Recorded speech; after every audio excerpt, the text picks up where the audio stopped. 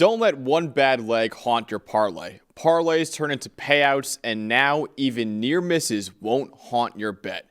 The NFL season is here, and DraftKings Sportsbook, an official sports betting partner of the NFL, is rewriting the rules with Ghost Leg, a new game-changing promotion that turns close calls into cold, hard cash. Best of all, it's available to all DraftKings customers. Here's how it works. Build any 3+ leg pregame NFL parlay on Sunday, apply your Ghost Leg token, and if one leg loses, DraftKings makes it vanish like it never existed and pays you out in cash for the rest. Last season, over 30 million parlays were lost by a single leg. This year, Ghost Leg gives those busted bets a second life. No more busted parlays that haunt you all season. With Ghost Leg, the bad leg vanishes. The payout doesn't. Download the DraftKings Sportsbook app and use code PFF. That's code PFF to unlock Ghost Leg, the promotion that makes one bad leg disappear and pays you out in real cash. Ghost your losses, get your payout in partnership with DraftKings Sportsbook. The crown is yours. In the NFC East, the New York Giants are traveling to Dallas to take on the Dallas Cowboys, who made that opening matchup against Philadelphia Eagles a lot closer than I think a lot of us thought that it was going to be. So I ask you, where are we starting with this one? Are you focusing on the Cowboys? Or are you focusing on the Giants bouncing back from only scoring 6 points last week? I'll take the Cowboys side of this because, look, Dak Prescott's a giant killer. He plays well against the Giants every single time he plays against them. But the obstacle, as always, when you're playing the Giants this year, we're going to talk about it just about every week, is going to be Burns and Thibodeau and Carter and Lawrence and this pass rush that they're bringing at you. They were pretty darn good, like you mentioned before, in the Washington game, especially Lawrence on the inside. Last week, the Cowboys had the third worst pass blocking grade in the league last week. They allowed pressure to Prescott. Prescott was pressured 37% of the time. That's a little bit high. And all 5 of their offensive linemen allowed multiple pressures. The 2 offensive tackles, Tyler Guyton and Terrence Steele, have to be better. The inside was okay. They held up well. They got lucky because Jalen Carter got ejected and all of that. But the 2 tackles have got to be better. The one thing I'll give Prescott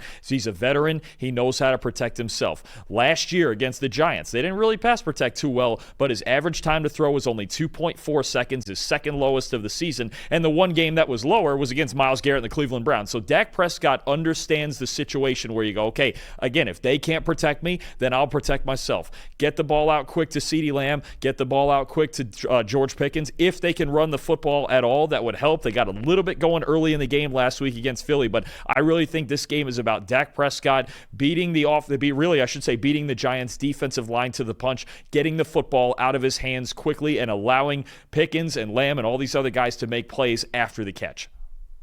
So on the Giants side of things, we've talked about this offseason about how their entire offensive plan has been to be more explosive than they were last year.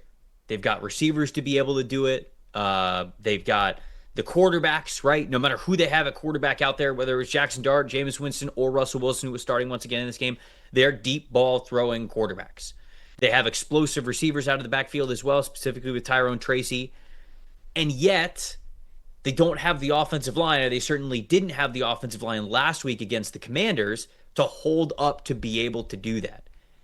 I am once again worried about that this week for them because the Cowboys specifically focused on that with the Philadelphia Eagles. They played a lot of deeper coverage. They said we are not going to let A.J. Brown beat us. We're not going to have all these explosive plays everywhere. We're not going to even let them attempt it.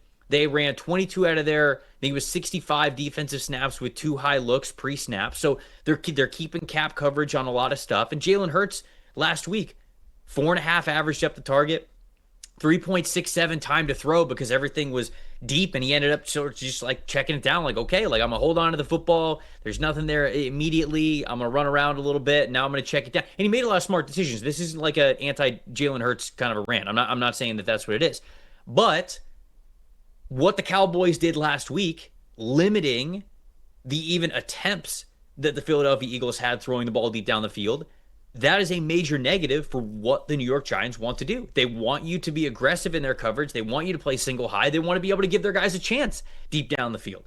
And if it comes down to Russell Wilson just checking the ball down again, well, he was not as consistent and accurate as he needed to be. I would say within 10 yards last week to be able to win the game, and he's got to be a lot better there. But I just don't know if teams are really going to give the Giants the time to throw that they want to set their offense up the way that they want it to be set up. And I think certainly the offensive line, which we'll talk a lot about for the Giants, which was not good enough last week, and now they're taking on a Cowboys team that I thought the defensive line looked better than I thought it was going to against the Philadelphia Eagles, certainly with one of the best offensive lines in the NFL. I think things get a little bit easier getting after the quarterback this week, and so it's hard for me to think that the Giants are going to win if I cannot expect them to execute the game plan that they want. Now, I thought the Cowboys offensive line, I think that's sort of going through their own struggles. They're going up, of course, the names that you mentioned, one of the best defensive lines in the NFL.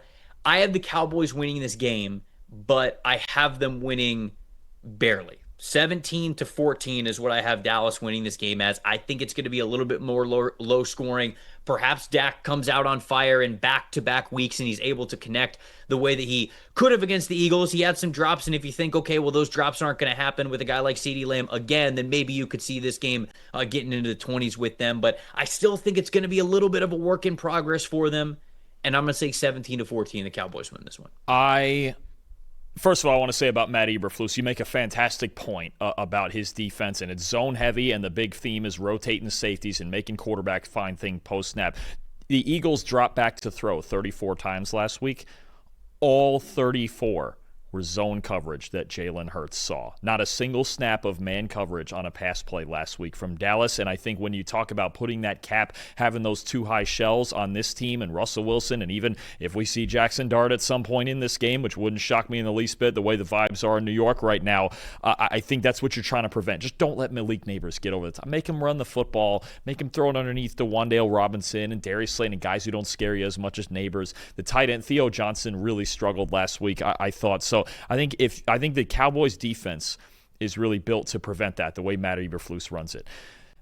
I like the Cowboys a lot in this game. I don't like the vibes with the Giants right now. I don't like the offensive line. I think if they're going to win this game, they really need, a big game out of probably Tyrone Tracy running the football, and I don't know if they can block for him anyway. I like Tyrone Tracy, but if their offensive line is going to play to bottom 5 level, I don't know how they win this game. I don't know how they're going to score. Even though Dallas's run defense is not great, they showed better against Philadelphia than I thought they would, and that's an elite offensive line. Prescott's a Giants killer. I think since 2019, he's got a 90 passing grade against them. I like the Cowboys a lot. I think they're going to get a big win, 27-13. All right. If Prescott plays the way that he did last week, I could see it. And certainly, if Prescott plays the way that he played last week, and then if the Giants' offensive line plays the same as the way, you know what? I think this is the game. I can see this opening up. This is the game where last week the Eagles are zone heavy, and the idea was, okay, George Pickens is going to take the top off and kind of not be the big factor today, and CeeDee Lamb will be the big guy underneath. I think it could be more balanced if Shane Bowen mixes up the looks. You could see more of George Pickens this week as well as far as targets. And he missed he didn't get to catch a deep ball last week because of a pass interference, but I think Pickens is a bigger factor this week.